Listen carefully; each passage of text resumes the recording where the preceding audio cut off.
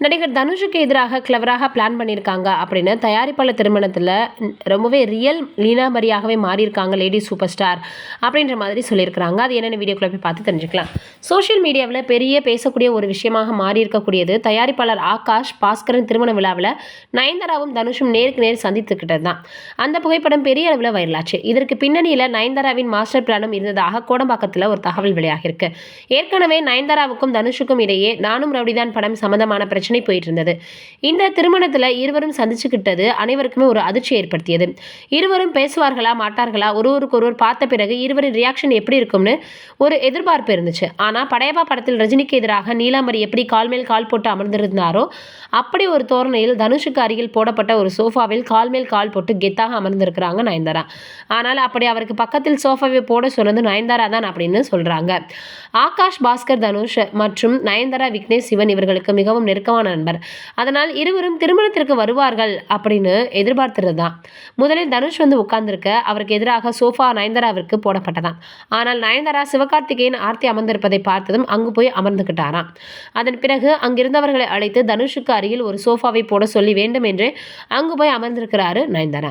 அது மட்டும் இல்லாம இவர்கள் இருவரும் அமர்ந்திருந்த அந்த புகைப்படம் சோஷியல் மீடியாக்கள்ல வைரலாகி வருது. புகைப்படத்தை எடுக்க சொல்லி வைரலாக்க சொன்னதும் நயன்தாரா தான் அப்படின்னு சொல்லப்படுது. தன்னுடைய வந்தவர்களை நயன்தாரா தான் புகைப்படம் எடுக்க சொன்னாராம். அதை சமூக வலைதளங்களில் பரப்ப சொன்னதும் நயன்தாரா தான்னு தெரியுது. இந்த செய்தியை அறிந்ததுமே பலருமே ஒருவேளை அவருடைய ஆவணப்படத்தின் 2ஆம் பாகத்தை எடுப்பதற்கான ஒரு பிளான் இருக்கலாமோ அப்படின்ற மாதிரி கிண்டல் அடிச்சு வந்துட்டு இருக்காங்களா. இதெல்லாம் ஒரு புறம் இருக்க, நயன்தாரா அவர்களினுடைய ஜெர்மன் வார்த்தையை விடுங்க, த்ரிஷாவினுடைய ஜப்பானிய வார்த்தையை பாருங்க அப்படின்னு எல்லாரும் சொல்லி வந்துட்டு இருக்காங்களா. அதற்கு காரணம் என்ன அப்படின்றத முழுவதுமாக வீடியோவில் பார்க்கலாம். நயன்தாராவினுடைய திருமண ஆவண புகைப்படத்தில் வந்து பார்த்தோம்னா நானும் ரவுடிதான் படக்காட்சிகளை பயன்படுத்தக்கூடாதுன்னு வக்கீல் நோட்டீஸ் அனுப்பி வச்சிருந்தாங்க தனுஷ் அவர்களுக்கு.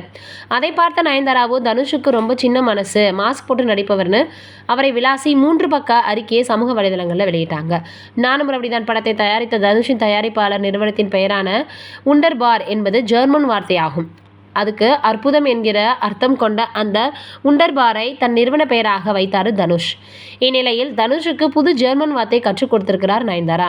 அடுத்தவர்களின் துக்கத்தில் இன்பம் காண்பவர் என்பதற்கு ஜெர்மன் மொழியில் வந்து பார்த்தோன்னா ஸ்கேடன் ஃப்ராட் அப்படின்ற மாதிரியாக சொல்லியிருக்கிறாங்க. அதை பார்த்த தனுஷ் ரசிகர்களோ மிகப்பெரிய அளவில் ஸ்கேடன் ஃப்ராடு நயன்தாரா என்கிற ஹேஷ்டாக்கை எக்ஸ் தளத்தில் வந்து தேசிய அளவில் ட்ரெண்டாக்கிட்டு வந்துட்டு இருக்காங்க.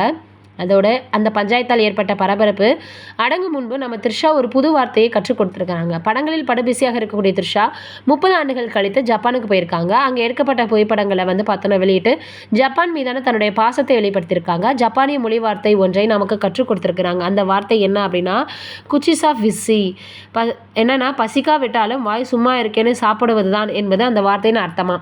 இப்போ அவங்க போட்டிருக்கக்கூடிய இந்த வார்த்தை வந்து பார்த்தீங்கன்னா மிகப்பெரிய அளவில் வைரலாகி வருது.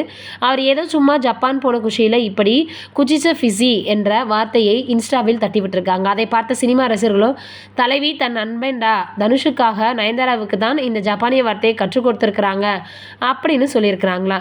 இப்போ இந்த விஷயம் சமூக வலைதளங்களில் ரொம்ப வைரலாகி வருது. நீங்கள் நினைக்கிறீங்க இதை பற்றி மறக்காமல் கமெண்ட்டில் சொல்லுங்கள்.